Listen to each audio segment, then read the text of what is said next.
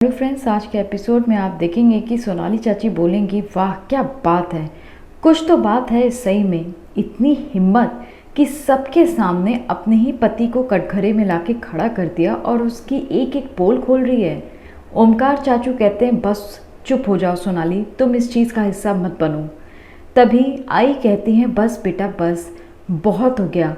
ये जो आज तुम सारी बातें कर रही हो ना, ये पति पत्नी के बीच की बातें हैं, परिवार के सामने नहीं बोलते।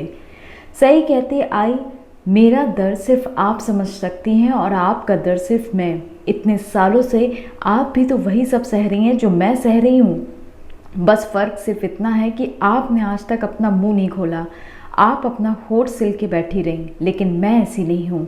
इंसाफ मांगने के लिए मैं हमेशा आवाज़ उठाऊंगी। मेरे आबा ने कहा है कि जब इंसाफ ना मिले तो इंसाफ मांगने के लिए आवाज़ उठानी पड़ती है, और आज मैं वही कर रही हूँ। और पाखी दीदी, आपको बहुत शौक़ है ना सबसे सवाल जवाब करने का, सबको कटघरे में ला के खड़ा करने का। अब जब आपकी बारी आई तो आप मुँह सिल के क्यों खड़ी हैं? बता दीजिए सबके सामने, बोल दीजिए सबके सामने कि मैं हर चीज़ झूठ बोल रही हूँ।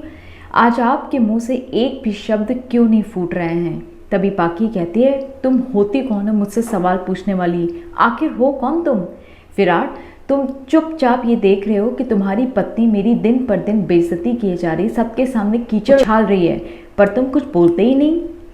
सही कहती पाकी दीदी, अगर आप कुछ नहीं बोलना चाहती तो कम से कम हाँ या ना तो बोल सकती हैं। विराट सर, आप तो सच सबके सामने बोल सकते हैं ना। विराट कहता है कि आधा अधूरा सच सुन के तुम्हें सबके सामने जो भी कहानी बनानी है और जिसको जो बताना है ना, तुम शौक से बताओ, लेकिन तुम्हारी इस कहानी का हिस्सा मैं नहीं बनना चाहता। मैं यहाँ खड़ा ही नहीं होना चाहता हूँ। नीनाद कहते हैं, बस करो, बहुत हो गया ये बेहुदे सवाल जवाब ना तुम बाहर सड़क पे किया करो, इस घर में ये सब नहीं चलेगा।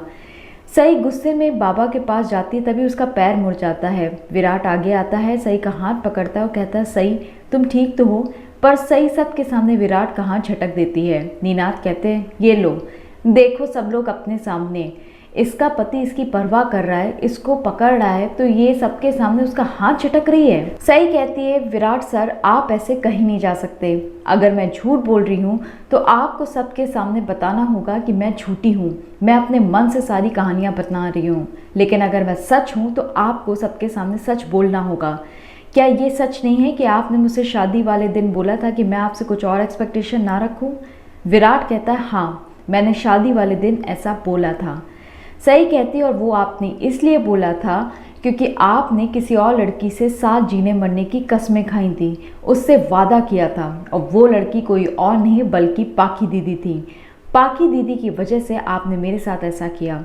तभी भवानी काकू सई का हाथ जोर से पकड़ती है और फिर कहती है, बस कर बेहुदा लड़की, बस कर, तेरे अंदर जरा सी भी शर्म नहीं है, तो कुछ भी बोले जा रही है। सबके सामने बेचारी पत्रलेखा की इज्जत उछाल रही है और वो चुपचाप ये सब बर्दाश्त कर रही है। और जानती है क्यों? क्योंकि वो बहुत ही संस्कारी लड़की है और वो इस कीचड़ के दलदल में फंसना नहीं चाहती। चलो मान लो अगर विराट और पत्रलेखा के बीच में शादी से पहले कुछ था भी, तो तुझे उससे क्या फ़र्क पड़ता है? तू तो हमेशा से कहती आ रही है ना कि ये शादी एक समझौता है, मुझे किसी से कोई लेना देना नहीं, फिर अब तुझे इतना फ़र्क क्यों पड़ने लगा? नीनाद कहते हैं कि लड़की कान खोल के सुन ले, ये तेरा 2 टके का गांव नहीं है जहाँ के घर सीमेंट और पत्थर से बने हों। ये चौहान निवास है और यहाँ की नींव संस्कारों से भरी हुई होती है, इसलिए ये सोच समझ के बोल। मोहित कहता है, देखो सही बहनी, मैं नहीं जानता कि आप जो कह रही हैं वो सही है या गलत। मैं सिर्फ एक बात जानता हूँ कि आप विराट दादा की पत्नी हैं और पत्रलेखा बहनी सम्राट दादा की पत्नी हैं, और सम्राट दादा बहुत जल्द वापस आएंगे। आई कहती है, यही तो मैं तुम्हें समझाने की कोशिश कर रही हूँ कि सही चुप हो जाओ, तुम विराट की पत्नी हो और हमेशा रहोगी। इसके अलावा क्या है क्या नहीं, तुम इन सब बातों पे क्यों ध्यान दे रही हो? तभी सही कहती है, आई आप और मोहित दोनों के दिल बहुत साफ है, इसलिए कुछ भी बुरा होता है ना, आपको वो दिखाई नहीं देता। आप दोनों को सिर्फ वही दिखाई देता है जो आपको दिखाया जाता है।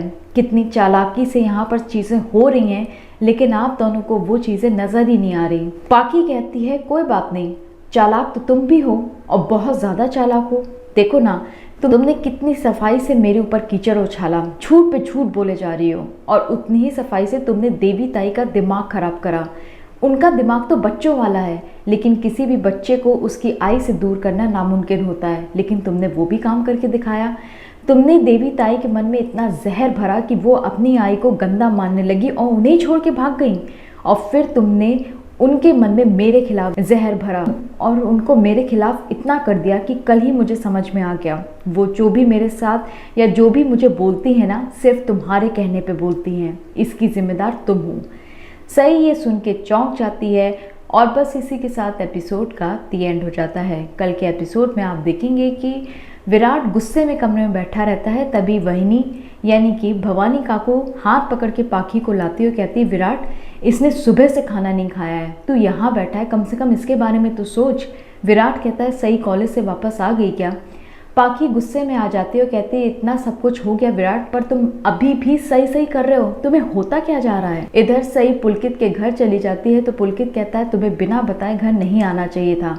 सही कहती है, मैं क्या कोई बच्ची हूँ या मेरे वो कोई गार्डियन है जो मैं सबको बता के आऊँ? अगर उन्हें मेरी परवाह होगी तो वो मुझे खुद ढूंढ लेंगे। ये सब होगा कल के एपिसोड में। अगर आपको हमारा चैनल पसंद है तो इसे लाइक शेयर सब्सक्राइब ज़रूर करें।